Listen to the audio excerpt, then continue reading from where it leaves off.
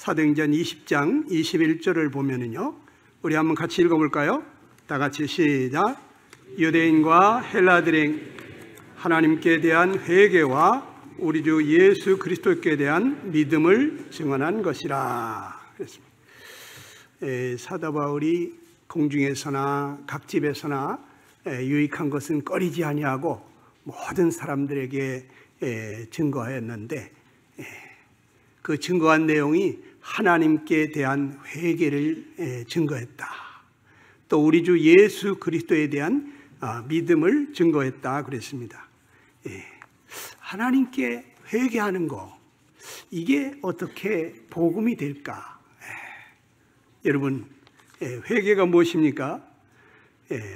이 회개라고 하는 것은 자기가 가던 길이 잘못된 줄 알고 뉘우치고 돌아오는 거잖아요. 그렇죠? 내가 지금 차를 타고 막 달려가고 있는데 저 앞에 땅 떨어진 줄 모르고 막 한밤중에 달려가고 있다면 정말 끔찍한 일이잖아요.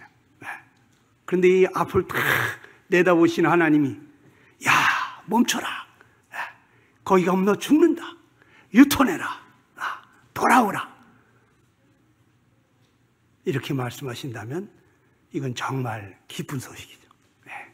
정말 감사한 일이죠. 얼마나 다행한 일입니까?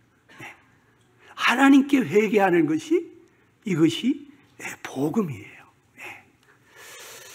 그런데 도대체 하나님께 우리가 무엇을 회개를 해야 될까? 이 에레미야 2장 13절에 보니까 이런 말씀을 했어요. 우리 한번 같이 읽어봅시다. 시작. 내 백성이 두 가지 악을 행하였나니 곧 그들이 생수에 근원되는 나를 버린 것과 스스로 웅덩이를 판 것인데 그것은 그 물을 가두지 못할 터진 웅덩이들이니라 그랬습니다. 우리가 하나님 앞에 회개해야 될 두 가지 죄가 있는데, 그 첫 번째가 생수에 근원된 하나님을 버렸다고 하는 거예요. 또 한 가지는 스스로 웅덩이를 팠는데 그것은 물을 가두지 못할 터진 웅덩이라고 그랬어요. 자, 생수의 근원 대신 하나님을 떠났다는 것이 무엇입니까? 이것은 하나님이 내 생명의 근원이시라는 거죠. 물고기가 물을 떠나면 그때부터 죽어가는 것처럼 우리는 생명의 근원이신 하나님을 떠났기 때문에 지금 죽어가고 있는 거예요. 살아서 발버둥 치고 있는 것 같지만 우린 조금 있으면 다 죽습니다. 그걸로 끝나지 않습니다. 또 영원한 죽음이 기다리고 있습니다. 여러분, 물고기가 물을 떠나서 살 수 없는 것처럼 우리가 바로 물을 떠난 물고기처럼 생명의 근원 대신 하나님을 떠났다. 또 어떤 자식이 부모를 떠나서 집을 뛰쳐나간 것과 같은 것입니다.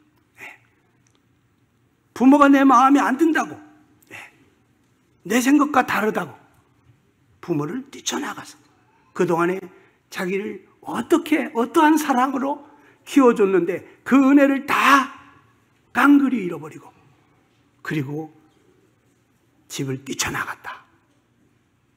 이건 정말 불효한 것이죠. 이 부모는 하루도 쉴 날이 없이 밤이나 낮이나 그 자식 돌아오기를 기다리잖아요.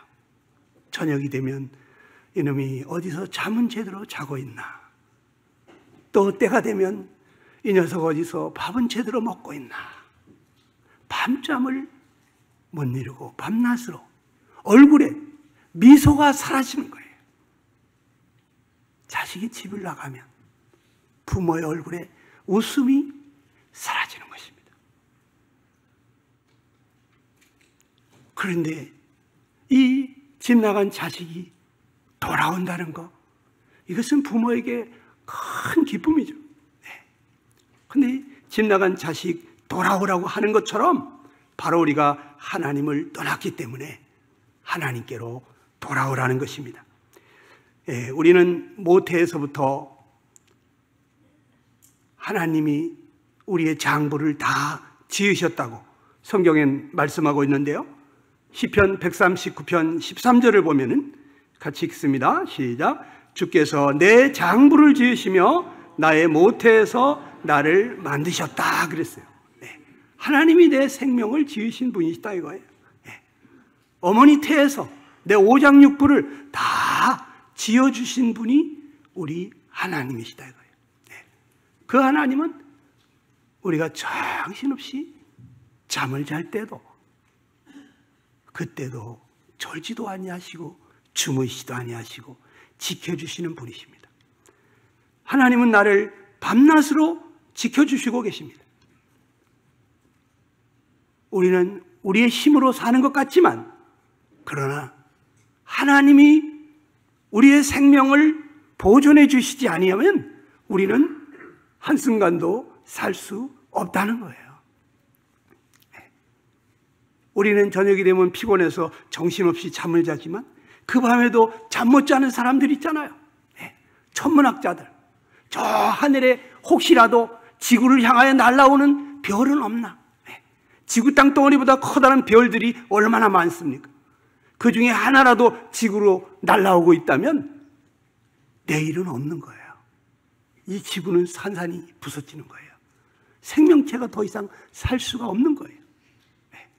그런데 저 하늘에 모래알같이 많은 그 많은 별들이 지구에 와서 부닥뜨리지 않고 있다는 거예요. 가끔가다 작은 별똥별이 떨어지고 있습니다만 떨어지다가 다 타버리고 재가 되어 버립니다. 네. 누가 우리를 지켜주고 계시냐? 이 느헤미야 성경에 보면 이런 말씀을 하고 계십니다. 오직 주는 여호와시라. 시작. 오직 주는 여호와시라. 하늘과 하늘들의 하늘과 이럴 성신과 땅과 땅 위의 만물과 바다와 그 가운데 모든 것을 지으시고 다 보존하시오니 모든 천군이 주께 경배하나이다. 그랬어요. 네.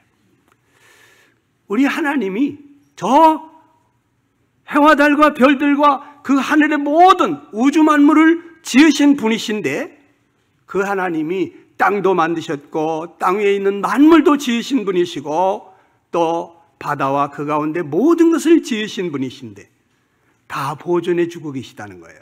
네. 하늘의 별은 거기에서 일정한 속도로 일정한 궤도를 따라서 그 자리에서 질서 있게 움직이도록 하나님이 만드신 모든 피조물의 세계를 하나님이 질서정연하게 움직이도록 보존해 주고 계신 거예요. 그래서 저 하늘의 별이 이 지구로 날아오지 않는 거예요. 네. 여러분, 우리 하나님이 어떤 분이십니까? 네. 저는 어느 날 그런 생각을 해봤어요. 저 하늘의 별들은 어떻게 저 허공에 떠 있을까? 과학자들에게 물어보니까 저 하늘의 별들이요, 저마다 지구 땅덩어리처럼 저 달처럼 자기 자리에서 자전을 하면서 어떤 물체를 중심으로 해서 공전을 하고 있다는 거예요. 그래야만 저 별들이 다 공중에 떠 있을 수 있다는 거예요. 여기 우리 형광등 하나도 아무것도 붙잡아 놓지 않고 공중에 떠 있을 수 있습니까? 없습니다. 그런데 그 지구 땅덩어리보다 커다란 별들이 어떻게 공중에 떠 있을 수 있을까? 네. 여러분, 저 하늘에 있는 모든 별들이, 셀 수 없이 많은 그 별들이 다 저마다 일정한 속도로 자전을 하면서 공전을 하면서 서로 부닥뜨리지 않도록 지켜주고 계신 분이 계시다 이거예요. 그분이 누구냐? 바로 하나님이시다 이거예요. 전지전능하신 우리 하나님이 아니고서는 그 누구도 할 수 없는 일인 것입니다. 우리가 조금만 생각해 보면 어떻게 저 별들이 저 허공에 떠 있을까? 이 위대하시고 광대하신 전능하신 하나님이 바로 우리의 아버지가 되셨다는 거. 저는 이 하나님이 나의 아버지가 되셨다는 것을 생각했을 때 대통령 아들 된 것보다 더 좋더라고요. 대통령 아들 되면 어깨에 굉장히 힘이 들어가잖아요. 겁날 게 없잖아요.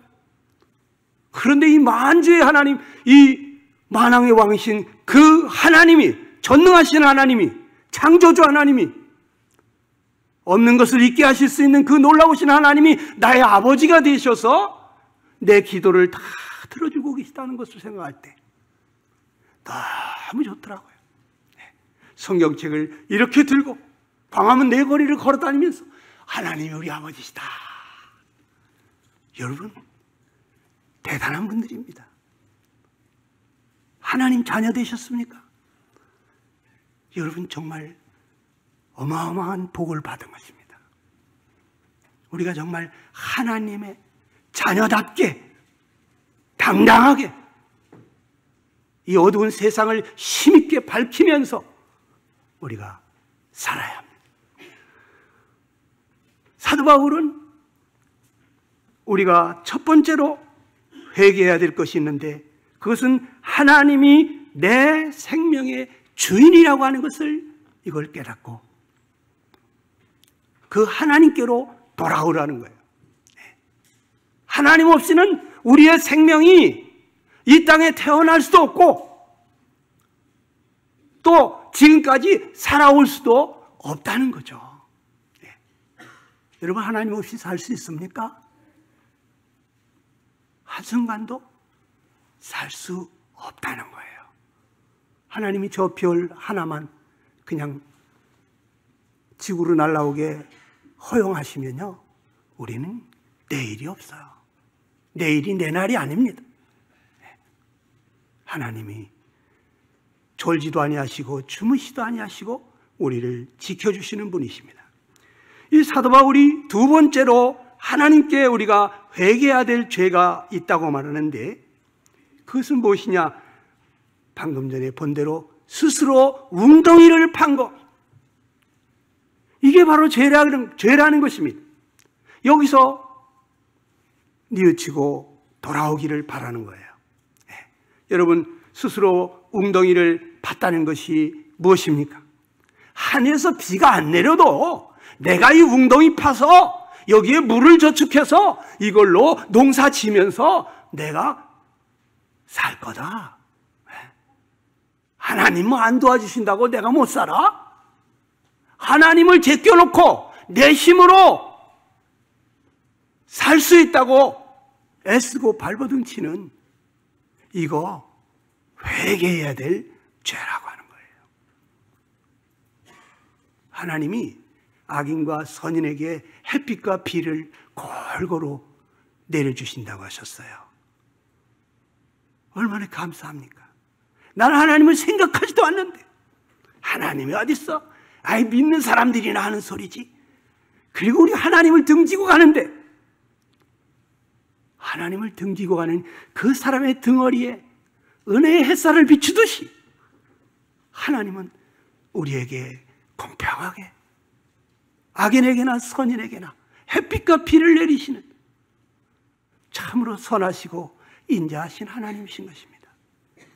여러분, 하나님이 안 도와주셔도 스스로 살 수 있다고 하는 거, 이거 터진 웅덩이에 물을 모으는 것과 같다고 그랬어요. 이건 밑 빠진 독에 물 붓는 거라는 거예요. 이것은 바람을 잡으려고 하는 것과 같다는 거예요. 우리가 이것을 잡으면 더 행복할 줄 알고 그렇게 애쓰고 노력하면서 잡으려고 한 그것이 여러분 정말 그렇게 행복하게 해 주던가요? 만족하던가요? 이제 그걸로 족합니까? 그렇지 않잖아요. 잡은 것 같은데 잡히지 않는 바람처럼 우리가 하나님을 제껴놓고 우리 스스로 우리 인생 살아보겠다고 하는 거, 이거 하나님 앞에 회개해야 될 죄가 되는 것입니다. 하나님, 우리가 하나님을 무시하고 사는 것을 회개하라고 말씀하십니다. 여러분, 웅덩이에 물을 모아서 그것으로 농사 짓고 산다고요? 하늘에서 비가 내리지 않는다면 어떻게 웅덩이에 물을 채울 수가 있습니까? 물을 만들어서 채웁니까? 그거 아니잖아요. 하나님은 온 세상에 따뜻한 태양빛을 비추셔서 전혀 오염되지 아니한 맑은 물을 증발시켜서 온 세상으로 뿌려주고 있지 않습니까?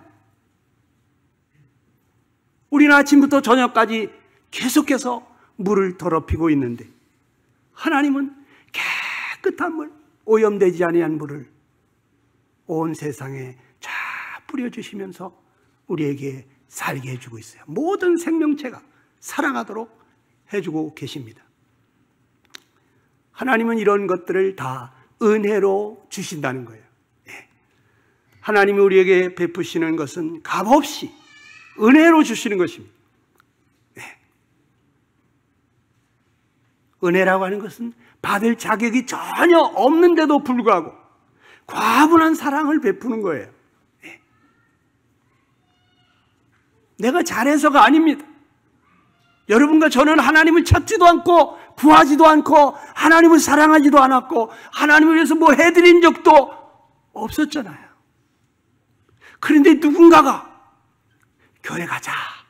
예수님 믿으면 정말 좋다. 예수님 믿으니까 너무 좋다.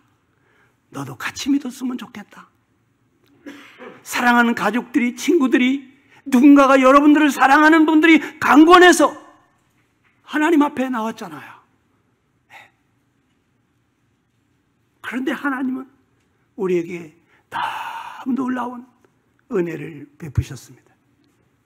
저는 가끔가다 깜짝깜짝 놀랄 때가 있습니다. 나 같은 사람에게 어떻게 성령 하나님이 오셨다. 성령 하나님이 오셔서 내 인생을 완전히 바꿔놓으셨습니다. 전 머리끝서부터 발끝까지 죄덩어리였습니다. 죄된 생각을 안 할 수가 없었습니다. 죄된 마음을 버려버릴 수가 없었습니다. 마음에 선을 행하고 싶지만 그렇게 되지 않았습니다. 마음에 원하는 삶을 살 수가 없었습니다. 내가 미워하는 삶, 원치 않는 삶을 살 수밖에 없는 자신을 보면서 이 죄에서 나를 좀 제발 구해달라고 하나님 앞에 애원했습니다. 하나님요, 간절히 찾는 자를 만나주신다고 그러시는데 정말이더라고요. 여러분 정말 하나님한테 있는 모습 그대로 하나님 나를 불쌍히 여겨주십시오. 하나님 나를 도와주십시오. 하나님 내가 이렇습니다. 하나님 나 좀 도와주세요. 여러분 기도하세요. 하나님은 은혜로우신 분이십니다. 하나님이 어떤 분이십니까? 사도행전 17장 24절 이하를 보니까 우리 한번 같이 읽어볼까요? 시작.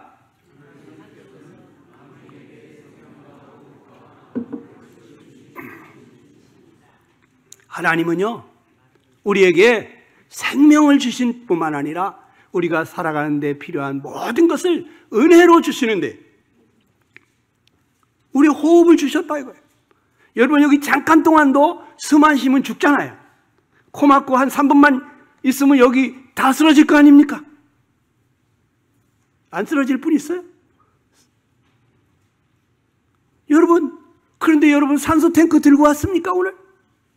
이렇게 하면 그냥 숨 쉬어지잖아요. 누가 이 코끝에까지 산소를 배달해 주는 것입니까? 우리는 아침부터 저녁까지 이 세상 계속해서 공기를 오염시키고 있습니다.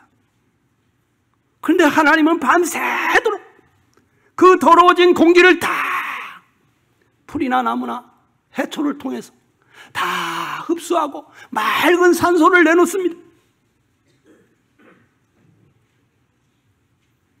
여러분 밤에 정신없이 자다가 자기도 모르는 새에 벌떡 깨가지고 야야야 정신 차려, 너 숨 안 쉬면 나 죽어, 숨 잘 쉬고 있지? 이렇게 주문해 오면서 정신 차리고 자는 사람 있습니까? 숨 안 쉬면 죽을까 봐? 그런 사람 아무도 없죠. 근데 자동으로 숨 쉬어지잖아요. 여러분의 능력입니까? 여러분의 어머니가 도와주는 것입니까? 하나님은 우리에게 호흡을 주시는 거예요. 바늘구멍으로 황소바람이 들어온다고 문 다 더 걸어 닫았는데도 우리가 죽을까 봐 그 문틈 사이로 우리 코끝에까지 산소를 공급해 주시는 하나님이십니다. 여러분, 하나님은 우리가 먹고 살아가는 데 필요한 모든 것을, 만물을 친히 주시는 분이라 그랬어요. 오늘 아침 식사하고 오셨습니까? 여러분, 밥상에 올라오는 그 쌀 한 톨서부터 김치 하나에, 시금치 하나에, 생선 한 토막까지 이게 어디로부터 왔을까요? 어부가 만들어다 줬습니까? 어부는 하나님이 만들어 놓은 것을 잡아가지고 왔을 뿐이에요. 농부가 만들어 줬을까요? 농부는 씨를 심었을 뿐이에요. 그 땅에서 빨간 딸기가 자라고 파란 오이가 자라고 노란 참외가 자라나는 것은 농부 아저씨가 여기 노랑물을 주고 빨강물을 주고 파란물을 준 것이 아닙니다. 똑같은 땅에서 똑같은 물을 먹고 똑같은 햇빛을 받았는데 색깔이 다르고 모양이 다르고 맛이 다른 게 나옵니다. 농부가 한 겁니까? 누가 한 겁니까?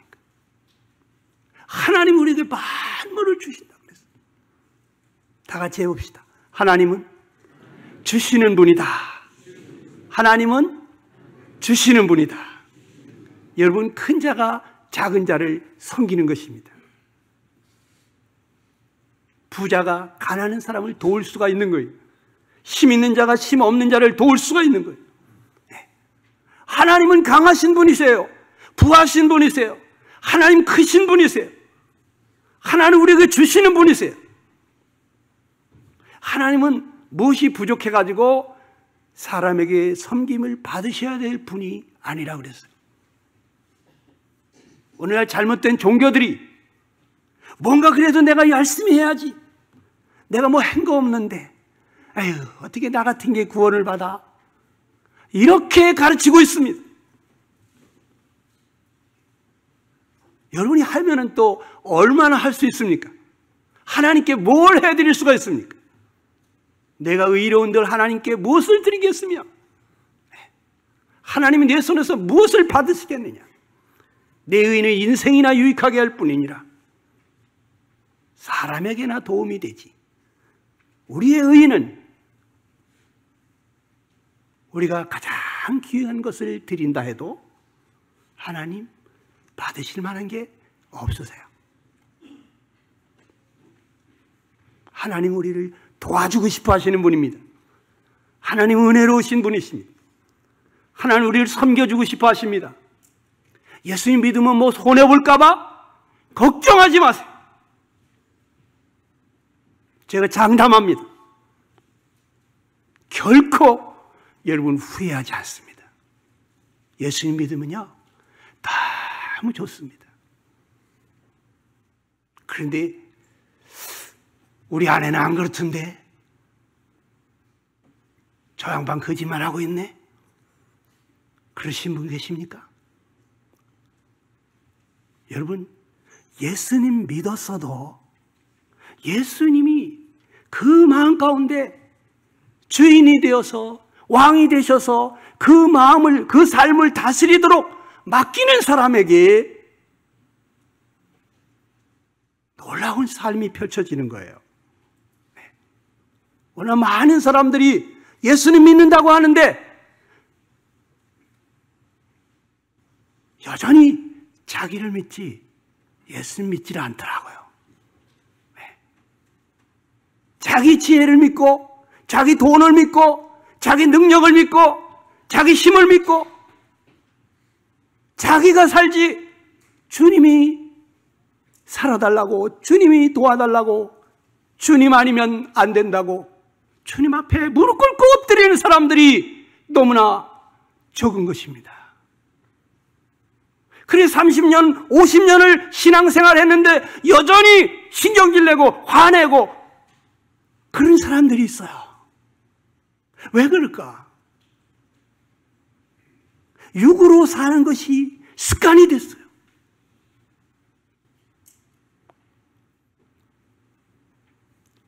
그런 그리스도인들을 보면 여러분, 에이, 예수 믿어도 별거 아니던데 뭘 그런 소리를 해? 여러분, 그게 다가 아닙니다. 제대로 믿어보세요. 여러분 정말 행복해집니다. 환경을 초월한 그러한 놀라운 평강으로 살게 됩니다. 아무 부족을 모르게 됩니다. 왜? 하나님이 나와 함께 하시고 동행하시니까. 부자 남편을 두셨습니까? 아내들은 돈 걱정 안 하죠. 능력 있는 남편을 두셨습니까? 아내들은 걱정하지 않습니다. 왜? 내 남편이 능력 있으니까. 내 남편이 돈이 많으니까. 그런데 우리 주님은 어떠십니까? 예수님이 여러분의 남편이라면, 예수님이 여러분의 주인이라면 걱정할 필요가 없습니다. 여러분, 내가 조금 수고했다고, 내 스스로 살아왔다고 생각하는 거, 내가 웅덩이를 파서 내가 물을 저축해서 이만큼 농사 짓고 살 수 있었지, 내가 노력 안 했으면 우리 다 굶었어? 자기가 뭔 줄 한 줄 아는 사람, 정말 가당치도 않은 어리석은 사람입니다. 하나님이 비를 내려주지 않았더라면 어떻게 웅덩이에 물이 고이겠어요? 자기가 물을 만들어서 고이게 할 수 있습니까? 아니잖아요. 하나님은 우리에게 모든 것을 주시면서 이 지구상에 우리가 살아가는데 필요한 20만 가지 이상의 조건을 갖춰 놓으셨음에도 전혀 생색을 내지 않습니다. 내가 너 이렇게 도와줬다? 너 내 거를 네 것처럼 썼지, 이 도둑놈아! 이렇게 따지지 않습니다. 우리 하나님이 얼마나 좋으신 분인지 모르겠어요. 우리가 얻고자 애쓰는 것들이 진정 우리의 마음에 행복을 주던가요? 여러분이 그렇게 돈, 그래도 돈이 있어야 돼. 그래서 이제 수십억 돈을 가지고 있으니까 정말 행복하던가요? 돈으로 행복해질 것 같으면 돈 많은 부자들은 다 행복하겠네. 그런데 왜 그 돈 많은 재벌들이 자살을 할까요? 돈으로도 행복하지 못하니까. 여러분, 내 백성이 두 가지 악을 가졌다 그랬어요. 그 중에 하나는 생수의 근원 되신 하나님을 떠난 것이고, 또 하나는 스스로 웅덩이를 팠는데 그것은 어떤 웅덩이? 터진 웅덩이라 이거예요. 그 물을 가두지 못할 터진 웅덩이라는 거예요. 우리가 스스로 노력하고 애쓰고 이것이면 될 것 같아가지고 그것을 얻기 위해서 몸부림치면서 얻어본 것들, 그것들이 여러분을 정말 만족해 해주십니까? 여러분이 연극을 해보셨습니까? 연극이 끝날 때 수많은 사람들이 박수갈채를 합니다. 그 박수를 치던 관중들이 다 빠져나가고 텅 빈 관중석을 바라볼 때 홀로 무대에 서 있는 배우는 뭐라 그럴까요? 마음이 그렇게 허전한 겁니다. 우리가 원하는 것을 얻었을 때 뭔가 기쁨이 있고 뭔가 다 얻은 것 같고 그때뿐이지 않습니까? 우리 예수님이 주시는 것은 다시는 목마르지 않는 거예요. 다시는 줄이지 않는 거예요. 영생하도록 솟아나는 샘물과 같은 거예요. 예수님 믿으면서도 뭔가 부족이 많다? 이거 지금 정상적으로 믿고 있는 게 아니에요. 이런 사람들 보고 실망하지 마세요. 사람 보고 믿으면 안 됩니다. 예수님을 믿으시게 되기를 바랍니다.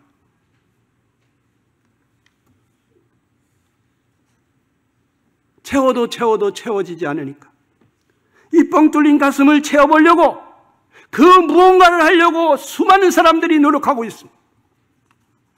어떤 사람들은 드라마에 빠지고 영화에 빠지고, 어떤 사람들은 맛있는 거 먹으러 다니고 새로운 곳으로 여행을 다니고 골프를 치고 취미생활을 하고 쾌락을 즐기고 수많은 사람들이 그 허전한 마음을 채우기 위해서 채워도 채워지지 않는 그것을 알지 못하고 계속 노력하고 애쓰고 살고 있는 것입니다. 그걸로 안 돼요. 여러분, 우리 행복이 무엇입니까? 전도서 2장 24절에 이런 말씀하시는데, 여러분 같이 한번 읽어봅시다. 시작.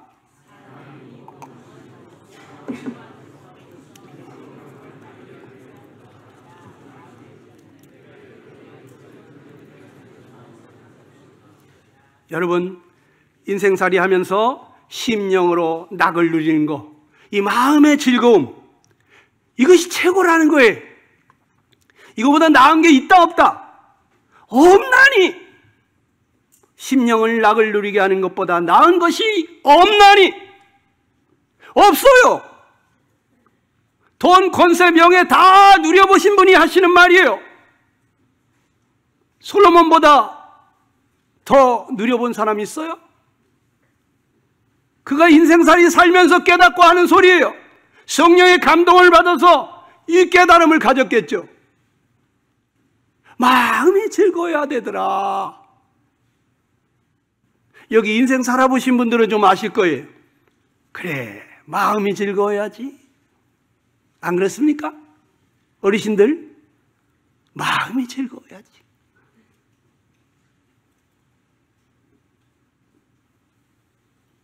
마음이 답답하고 깝깝하고, 그런데 돈이 해결해 줍니까? 어떤 사람들은 그래도 돈이야, 뭐니 해도 머니가 있어야 돼. 여러분, 정말 그렇습니까? 돈 많은 사람들한테 행복한가 한번 물어보세요. 아니야, 그래도 권세가 있어야 돼. 권세가 있어야지 좌지우지하고 내 마음대로 하고 싶은 걸 할 수 있다고 생각하는 사람도 있습니다. 그 권세 얻으려고 수단과 방법을 가리지 않는 사람도 있잖아요. 지금 그런 사람 있죠? 그런데 권세 중에 제일 높은 권세가 뭐예요? 대권이잖아요. 대통령 권세. 최고 높은 권세를 가진 대통령이 뭐라고 합니까? 야, 못해먹겠다 하더니만 결국에는 어느 바위 꼭대기에서 뛰어내려 자살하시더라고요. 어떤 대통령은 그 높은 자리에 올라가셨다가 저 지하 깜빵 같은 데 내려가셔가지고 고생해가지고 병든 몸으로 나오시고, 어떤 대통령은 사람들이 무서워서 수행원들이 없이는 대문 밖을 한 걸음도 나갈 수 없는 늘 두려움과 공포 속에서 살다가 가신 분도 있잖아요.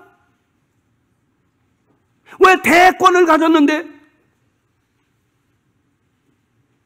그 권세도 우리를 행복하게 못해주는 것이고, 어떤 사람은 그래도 명예가 있어야 돼.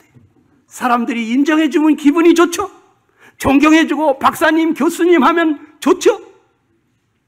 그런데 우리나라 제일 좋은 S대학교 그 교수님, 박사님이 왜 자기 부모를 죽였어요? 행복하면 그랬을까요? 수많은 사람들이 교수님, 박사님 하면서 따르는데, 존경하는데 그만하면 됐잖아요. 그런데 왜 그러한 파렴치한 짓을 했을까요? 그 마음이 채워지지가 않는 거예요. 만족이 안 되는 거예요. 행복하지 못한 거예요. 여러분, 수많은 우리가 추구하는 것들, 그런 것들을 얻으면 정말 행복할까요? 여러분, 어린아이가 엄마를 잃어버리니까 이 아이는 뭘 갖다 줘도 울더라고. 장난감을 줘도, 사탕을 갖다 줘도, 어떻게 그냥 얼르고 달래도 이 아이는 울음을 끊지 않습니다. 그런데 엄마가 오니까 울음이 싹 그쳐버리더라고. 엄마 품에 안겨서. 여러분, 우리의 어머니 같은 분이 누구시냐? 그분이 바로 우리 하나님이세요. 우리 예수님이세요. 그분을 만나셔야 되는 것입니다. 사람이 심령의 낙을 누리는 것보다 나은 것이 없는데, 그런데 이 심령의 낙이 어디로부터 온다 그랬습니까? 내가 이것도 본즉 하나님의 손에서 나는 것이로다. 우리는 하나님을 떠났어요. 하나님은 우리 생명이시고 하나님 우리의 주인이셨어요. 하나님과 함께할 때 아무 부족함이 없었어요. 에덴 동산에서. 에덴 동산 때문이 아니에요. 하나님이 함께 하시니까 아무 부족함이 없었다고요. 예수님이 이 땅에 계실 때 예수님과 함께 거닐던 제자들은 아무 부족이 없었어요. 심지어 어떤 사람들은 이 예수님을 왕 삼으면 우리가 정말 행복하겠다, 예수님을 왕 삼으려고 했어요. 그런데 여러분, 이 하나님, 이 예수님이 여러분과 함께하면 여러분 아무 부족을 모르게 되는 거예요. 여호와는 나의 목자시니 내게 부족함이 없으리로다. 다윗이 그런 시를 어떻게 쓸 수 있었을까? 그냥 거짓부렁한 겁니까? 실제 다 이거예요. 사망의 음침한 골짜기를 갈지라도 두려워하지 않는 것은 주의 막대기와 지팡이가 나를 안위하시더라 이거예요. 양들이 푸른 풀밭과 맑은 물가에 가서 쉬는 것처럼 하나님이 나를 쉬게 하시더라는 거예요. 온몸으로 겪었다 이거예요. 저도 겪었다 이거예요. 여러분도 이 은혜 누리게 되기를 바랍니다. 예수님도 이런 말씀하셨습니다. 마태복음 4장 4절입니다. 시작.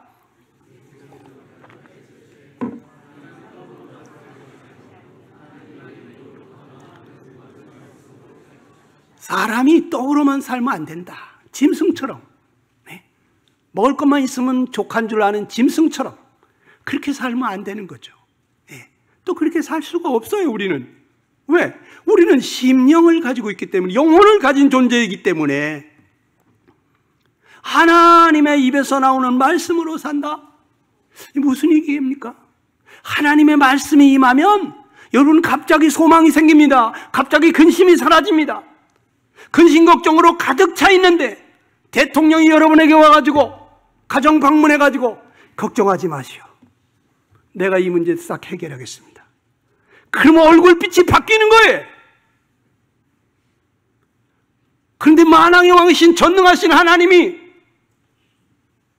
그분이 나에게 걱정하지 마라, 아무것도 염려하지 마라, 나한테 다 얘기해라. 그래서 정말 그렇게 해봤더니 하나님의 평강이 우리 마음을 지키시더라는 거죠.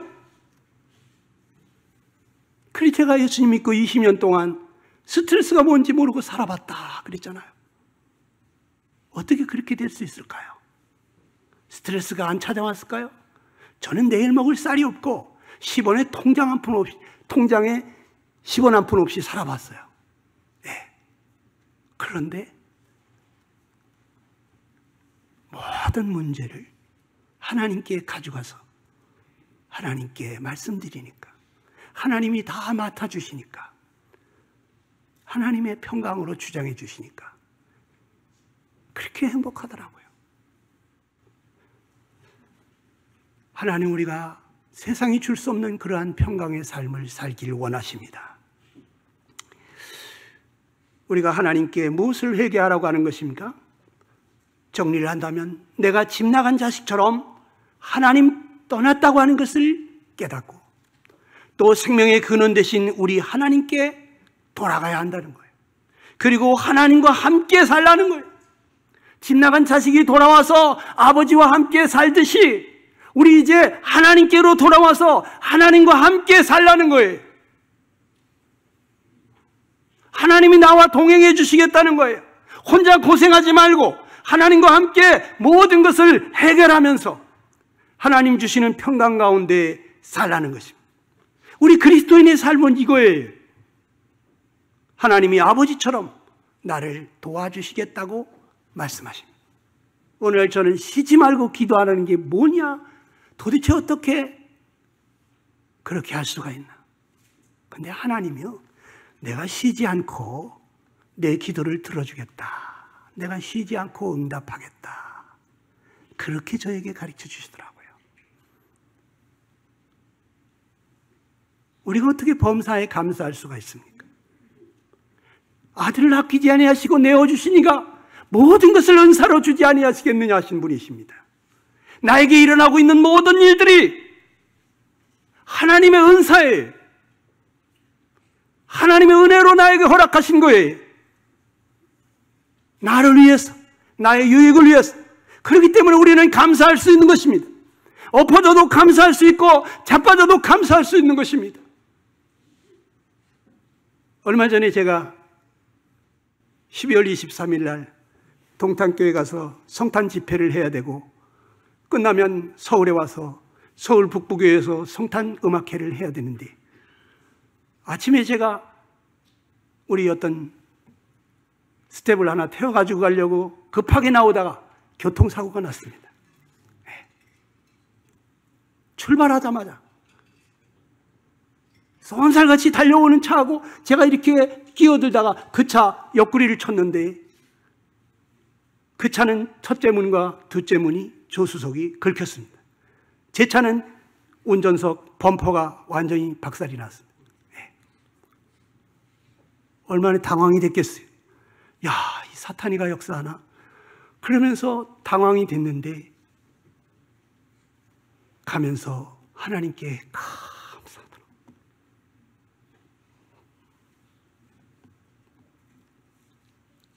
너무 감사합니다. 내가 0.1초만 더 빨리 나갔으면 그 차는 제 옆구리를 쳤어요. 근데 그 차가 저보다 0.1초 먼저 나갔습니다. 저는 그 차의 옆에를 쳤습니다. 만약에 그랬더라면 집회고 뭐고 다 끝났어요. 하나님이 눈동자같이 지키신다. 머리털까지 세신다. 이 말씀이 사실이고 하나님 감사합니다.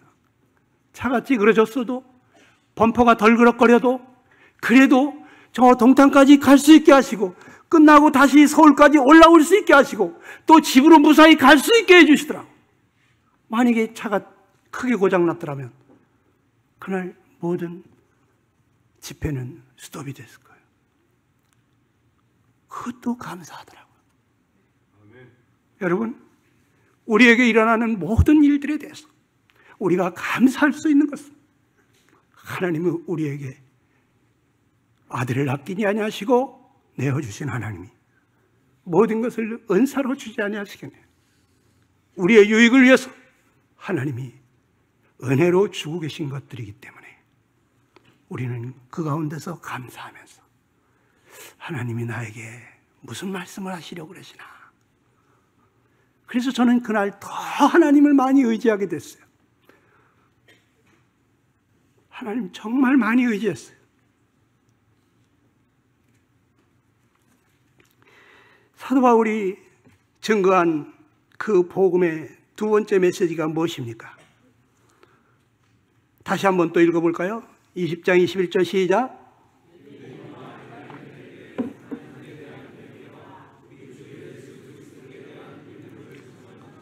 여러분, 우리 주 예수 그리스도에 대한 믿음을 증거했다는 거예요. 예수님이 어떤 분이라고요? 그분이 그리스도라는 거예요.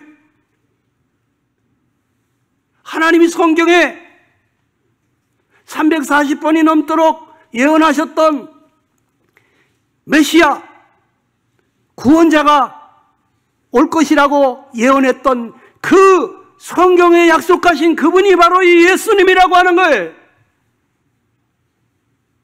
예수님은 하나님께서 약속하신 그 그리스도로 그 말씀 그대로 살다가 가셨어요. 그래서 우리는 도저히 불가능한 일이 예수님에게서 일어난 것을 보면서 이분이 그리스도가 아니고 누구겠느냐? 이분이 바로 하나님이 약속하시는, 이분이 바로 영존하시는 아버지, 전능하신 하나님, 평강의 왕, 이분이 바로 모사여 김여자이시고 이분이 바로 여자의 후손으로 오시겠다고 약속하시던 그분이구나. 예수님이 구원자세요. 예수님은 이 땅에 태어나기도 전에 천사를 통해서 그 이름을 지어주셨어요. 아들을 낳으리니 이름을 예수라 하라. 이는 그가 자기 백성을 그들의 죄에서 구원할 자이심이라. 예수님은요, 자기 백성을 죄에서 구원하려고 하셨어요. 다 같이 해봅시다. 예수님은 나를 죄에서 구원하러 오신 분. 예수님은요, 나를 죄에서 구원하러 오신 거예요. 여러분, 죄 없는 분 있습니까? 여러분, 성경은 그들의 열매로 그들을 안다 그랬어요. 가시나무에서 포도를 따겠느냐, 엉겅퀴에서 무화과를 따겠느냐. 이와 같이 좋은 나무마다 아름다운 열매를 맺고 못된 나무가 나쁜 열매를 맺나니 좋은 나무가 나쁜 열매를 맺을 수가 없고 못된 나무가 아름다운 열매를 맺을 수 없느니라. 아름다운 열매를 맺지 아니하는 나무마다 지켜서 불에 던져지느니라 그랬어요. 그 열매를 보면 저 나무가 무슨 나무인지를 알 수 있다는 거예요. 여러분 다 그렇게 아시죠? 예? 사과나무 뭐가 열리죠? 사과가 열립니다. 배나무에서는 뭐가 열리죠? 배가 열립니다. 그 열매를 보고 그 나무가 어떤 나무인지를 우리는 아는 것입니다. 여러분, 죄 짓는 거 쉽습니까? 어렵습니까? 그럼 여러분 죄인인 거예요. 죄의 나무인 거예요. 죄 짓는 게 너무 쉽다? 내가 나무라면 무슨 나무? 죄나무인 거예요, 죄나무. 여러분, 나는 어떤 나무입니까? 여러분, 욕심 저절로 생기지 않습니까? 내가 욕심 부리지 말아야지. 그런데 잘 됩니까? 누가 나를 무시하면 저절로 기분 나쁘지 않습니까? 내가 불리하면 저절로 거짓말 나오지 않습니까? 정직하게 살고 싶잖아요. 그런데 잘 안 되죠? 나에게 못되게 하는 사람에게 선한 마음이 나가는가요? 억울한 일 당하면 저절로 미워지지 않습니까? 자랑하고 뽐내고 의시되는 마음 저절로 생기지 않습니까? 내 의견이 무시당하면 기분 나쁘지 않습니까? 나보다 누가 더 인정받고 칭찬받으면 시샘이 생기지 않습니까? 사과나무에서 배가 열리게 하는 거 쉬울까요? 어려울까요? 불가능하죠. 사과나무에서 사과 열리면가 열리는 건 쉬운 일일까요? 어려운 일일까요? 저절로 되는 일이죠.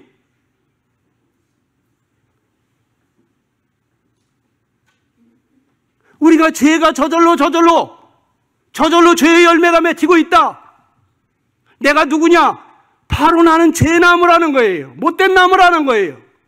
찍어서 불에 던져버리고 싶은, 지옥불 속에 넣을 수밖에 없는 그런 죄인이라는 거예요.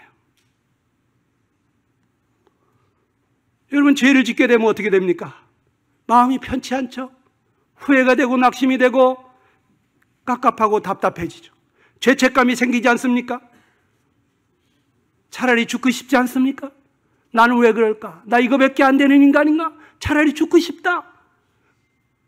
어떤 땐 죽지 못해서 두문불출하고 아무도 만나기 싫고 그냥 불 꺼놓고 집에만 처박혀 있고 싶지 않습니까? 여러분 결혼한 사람들 중에 싸우고 싶어 결혼한 사람 있습니까? 이혼하고 싶어 결혼한 사람 있습니까?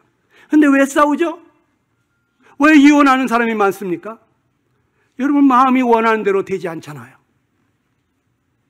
사랑하고 싶은데, 잘해주고 싶은데 잘 되던가요? 잘 안 되잖아요. 왜 그렇습니까? 내 속에 죄가 있기 때문이라는 거예요. 그래서 우리는 어렸을 때부터 계속 바른 생활을 배우는 것입니다. 그러면 안 돼. 욕심 부리지 마. 싸우지 말고 네가 먼저 양보해야지. 응? 남의 거 훔치면 안 돼. 계속해서 좋은 것을 가르쳐 줍니다. 무엇이 바른 생활인지 가르쳐 줍니다. 왜? 그렇게 해서라도 조금이라도 가책을 받고 죄 짓는 일을 덜 하기를 바라는 거죠. 어렸을 때부터 지 하고 싶은 대로 막 하게 놔두면 어떻게 될까요? 우리 손주가 요즘 3살, 6살, 이제 4살, 6살이 됐네요. 그런데 이 4살짜리가 갑자기 요즘 조금 이상한 짓을 합니다. 싫어! 싫어! 그런 말 하면 안 돼. 얼마 있다 또 싫어! 여러분, 어떤 어린아이가 저 산속에 늑대들하고 살다 보니까 어떻게 됐다고요? 늑대같이 됐다잖아요. 늑대처럼 네 발로 기어다니고 늑대처럼 산고기를 씹어먹고 늑대처럼 행동하더라는 거예요.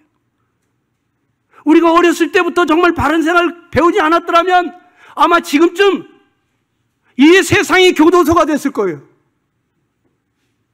몇몇 사람들만 저 교도소에 가서 살고 있을 거예요. 착한 사람들만. 교도소가 바뀔 거예요. 그런데 우리는 가르친 대로 배운 대로 되지 않습니다. 잘 되던가요? 나는 배운 대로 사라지던가요? 안 되잖아요. 어떻게 가르쳐야 된다고?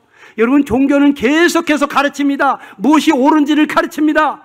그러나 종교는 능력을 주지 않는 것입니다. 그러나 기독교는 다른 것입니다. 예수님은 다른 것입니다. 능력을 주시는 것입니다. 무엇이 옳은지를 가르쳐줄 뿐만 아니라 그런 삶을, 의롭고 선하고 거룩한 삶을, 사랑의 삶을 살 수 있도록 해주시는 것입니다. 우리를 죄에서 구원해 주시는 거예요. 예수님은 나를 사랑하셔서 그리스도가 되시기도 했지만, 나를 사랑해서 나를 위해서 자기 몸을 버리시면서 내가 받아야 될 죄의 사망을, 이 죄값을 다 치러주신 분이시기도 하지만, 친히 나무에 달려서 그 몸으로 우리 죄를 담당하신 거룩하신 하나님이시지만, 그분은 구원자만이 아니다 이거예요.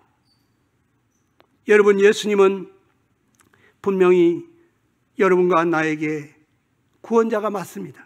그리스도십니다. 그런데 그분은 우리 주 예수 그리스도, 그분은 우리 주님이라 해야 되는 거예요. 주님, 이 주라는 말은 키리온입니다. 주라는 뜻에는 하나님이라는 뜻이 있어요.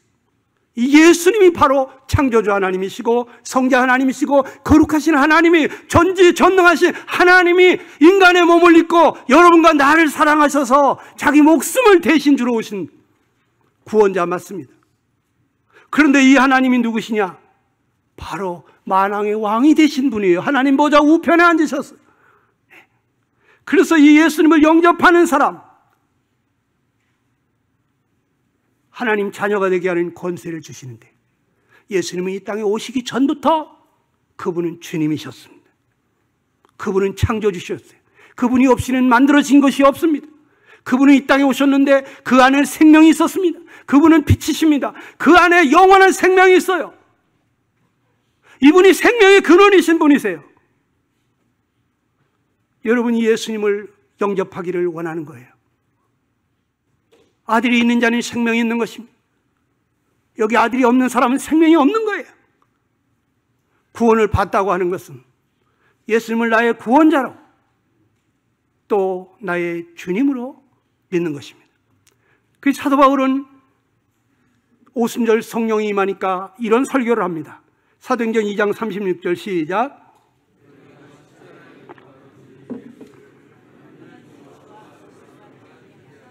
예수님을 하나님께서 주가 되게 하셨다 그랬어요. 그리스도가 되게 했대. 그분이 바로 그리스도다. 그분이 바로 주님이시다. 그분이 그리스도만이 아니라 그분은 우리의 주님이십니다. 그리고 또 그 예수님을 임금과 구주를 삼으셨다고 베드로는 설교하고 있습니다. 예수님은 주님이세요. 하나님은 이 예수님을, 하나님과 본체신 그 예수님이 하나님과 동등됨을 취하지 아니하시고 자기를 비워서 종과 같이 사람의 모양으로 오셔서 죽기까지 하나님한테 복종하신 그 예수님을 어떻게 했다고? 하늘에 있느나 땅에 있는 자들이나 땅 아래에 있는 자들이나 모든 무릎을 예수의 이름에 꿇게 하시고 예수님을 주라 시인하게 했어요. 여러분, 우리가 이 땅에서 예수님을 주님이라고 시인하지 않으면요, 여러분 죽어서 지옥 가가지고 거기서 주님 부를 거예요. 예수님, 주님, 주님이 하나님이신 것을 믿습니다. 나를 불쌍히 여겨달라고 거기서 예수님을 주님이라고 부르게 될 거예요. 물론 하늘에 있는 천사들이나 성도들이나 다 예수님을 주님이라고 부릅니다. 우리도 주님이라고 부르고 있죠. 그런데 입만 가지고 주님이라고 부르는 사람들이 또 많이 있습니다. 여러분, 예수님은 주가 되기를 원하십니다. 로마서 14장 8절로 9절에 보니까 우리가 살아도 주를 위하여 살고 죽어도 주를 위하여 죽는다. 그러므로 사나 죽으나 우리가 주의 것이라고 그랬습니다. 이를 위하여 그리스도께서 죽었다가 다시 살아나셨으니 곧 죽은 자와 산 자의 주가 되려 하심이라. 자, 예수님께서, 그리스도께서 왜 죽었다가 다시 살았다 그랬습니까? 주가 되려고, 죽은 자와 산 자의 주가 되려고, 그분이 주님이 되시려고, 그분이 하나님, 그분이 임금, 그분이 바로 우리의 왕이 되시려고. 왜? 우리를 섬겨주려고요. 우리를 돌봐주려고, 우리를 보호해 주시려고. 세상의 왕처럼 군림하고 좌지우지하고 주장하는 그런 왕이 아니고 우리를 섬겨주시고 보호해주시고 이끌어주시고 돌봐주시는 그러한 왕으로 우리 안에 오시기를 원하시는 것입니다. 여러분, 그리스도가 복음이에요. 사도 바울은 자기가 이 복음을 위하여 택정함을 받았다고 그랬어요. 그 복음이 뭐라 그랬습니까? 그 아들이라 그랬어요. 그 아들에 관하여. 그 아들 예수님, 그분이 바로 복음이라 이거예요. 주 예수를 믿으라고 그런 것입니다. 하나님이 그 독생자를 왜 주셨느냐? 이는 저를 믿는 자마다, 그 예수님을 믿는 자마다 멸망치 않고 영생을 얻는 거예요. 십자가에 예수님 돌아가신 거 나 다 믿어. 그분이 내 죄 다 해결해 주셨어. 이거 믿는데도 예수님이 여기 안 계시다면 그 사람은 성령으로 거듭난 사람이 아니에요. 입술로 신앙 고백 다 하고 침례받고 형제 자매 소리 들었는데, 그런데 여기 예수님이 안 계시면 그 사람은 지옥 가요. 하나님 나라 결코 들어가지 못합니다. 사도 바울이 어떻게 그렇게 훌륭한 삶을 살 수 있었을까? 내게 사는 것이 그리스도라고 그는 고백하고 있어요. 자기가 사는 게 아니라 했어요. 이젠 더 이상 내가 사는 게 아니라 그랬어요. 자기는 그리스도와 함께 죽었다고 그랬어요. 자기 안에 그리스도가 살기 때문에 그 환난과 핍박 중에 감옥에서도 찬송하며 감사하며 할 수 있었던 거죠. 극한 환경인데도, 그 사망 선고를 받은 것 같이 됐는데도 불구하고 그가 다시 또 일어나서, 죽은 줄 알고 버렸는데도 또 일어나서 전도하러 그 마을로 갈 수 있었던 것은, 끊임없이 전도할 수 있었던 것은 그 안에 그리스도가 살았기 때문이에요. 예수님을 자기의 주님으로 모시고 살았기 때문입니다. 여러분, 하나님은 그리스도 아니면 받지 않으십니다. 육신의 생각은 하나님과 원수라고 그랬어요. 우리가 하나님의 영으로 인도함을 받지 아니하면, 성령으로 살지 않으면, 그리스도의 영으로 살지 아니하면, 예배도 신령과 진리로, 기도도 성령으로 기도하라, 봉사도 성령으로 봉사하라, 전도도 성령의 나타남과 능력으로 하라, 교제를 해도 성령 안에서 교제하라. 성령으로 살면 성령을 쫓을지니라. 성령으로 살라는 거예요. 우리가 성령으로 행하지 아니한 모든 삶, 구원받고 30년이 됐던 50년이 됐던, 그것은 하나님을 대적하고 원수 맺는 삶이었다는 거예요. 그런 사람들 쫓아가지 마시고 여러분 예수님을 만나시면 여러분 정말 세상이 줄 수 없는 놀라운 평화와 기쁨을 맛보게 됩니다. 우리가 할 일은 그 예수님을 나의 구원자이심을 믿고 그분을 나의 주인으로, 왕으로 받아들이는 것입니다.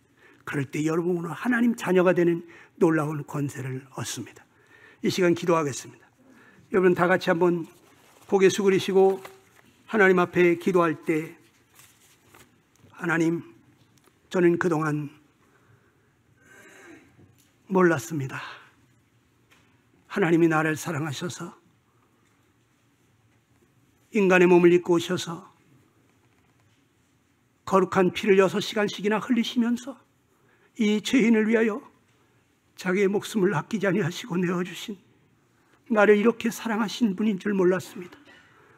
부활승천하신 주님이시여, 이제 내 마음에 오셔서 나의 주인이 되시옵소서, 나의 신랑이 되시옵소서, 나의 가장이 되시옵소서. 남은 생에 주의하여 살기를 원합니다. 날 받아주시옵소서. 여러분, 주님 앞에 잠깐 기도할 수 있게 되기를 바랍니다.